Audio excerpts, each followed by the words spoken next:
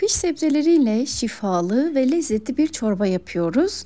Düdüklü tencerenin içerisine küp küp doğramış olduğum 1 adet patates, 1 adet havuç, 1 adet kuru soğan, 2-3 diş sarımsak, 1 adet pırasanın sap kısmı, yarım çay bardağı sıvı yağ, 1 tatlı kaşığı tereyağı ve 2 çay kaşığı kadar tuz ekleyip bir 4-5 dakika kadar orta ateşte ara ara karıştırarak kavuruyorum.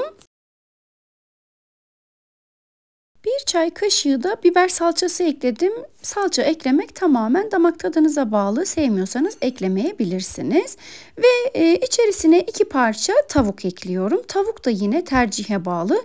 Dilerseniz bu çorbayı tavuksuz da yapabilirsiniz. Sadece tavuk suyu ekleyerek de yapabilirsiniz. Tavukları ekledikten sonra üzerlerine geçecek kadar kaynar su ekliyorum. Tencerenin kapağını kapatıp pişmeye bırakıyorum.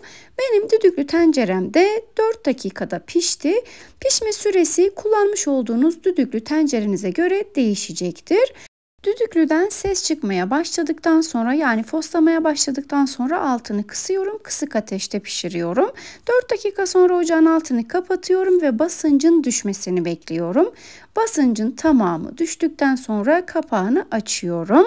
Şimdi içerisindeki tavukları çıkartacağım ve sebzeleri blenderdan geçireceğim.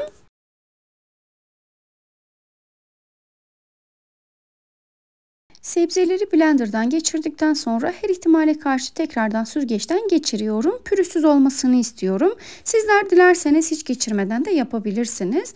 Ama patatesler içerisine diri kalabiliyor. Ben bu çorbayı yaptığım zaman mutlaka süzgeçten de geçiriyorum. Bu şekilde daha pürüzsüz oluyor. Süzgeçten geçirdim. Posasını da yine kaşıkla ezerek geçiriyorum ve çorbamın kıvamına bakıyorum. Bu aşamada içerisine biraz su ilavesi yapıyorum. Sizler de kıvamına bakın. Damak tadınıza göre dilerseniz su ekleyebilirsiniz. Biraz daha su ilavesi yapıp kıvamını ayarladıktan sonra içerisine 1 çay bardağı arpa şehriye ekliyorum. Dilerseniz tel şehriye de ekleyebilirsiniz. Hemen bu aşamada baharatları ve didiklemiş olduğum tavuk etlerini de ekliyorum. Baharat olarak nane, pul biber, karabiber ve çok az kimyon kullandım. Sizler sevdiğiniz baharatlar varsa onları da ekleyebilirsiniz. Tüm bu malzemeleri ekledikten sonra ara ara karıştırıyorum ve şehriyeler yumuşayana kadar pişiriyorum.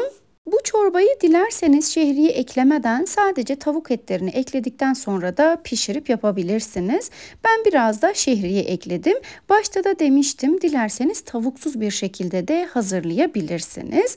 Ve çorbam pişti, şehriyeler yumuşadı. Hemen yan tarafta küçük bir cezvede biraz sıvı yağın içerisinde pul biberi kızdırıyorum. Çorbanın üzerine süslemek için kullanacağım. Gerçekten muhteşem bir çorba. Bu çorbayı gönül rahatlığıyla deneyebilirsiniz. Zaten bir kere yaptıktan sonra bir daha vazgeçemeyeceksiniz. Bugün sizlere kış sebzeleriyle hem lezzetli hem de şifalı bir çorba tarifi hazırladım. Bu tarifimi şimdiden yapıp deneyecek olanlara afiyet şifa olsun. Denedikten sonraki yorumlarınızı mutlaka bekliyorum.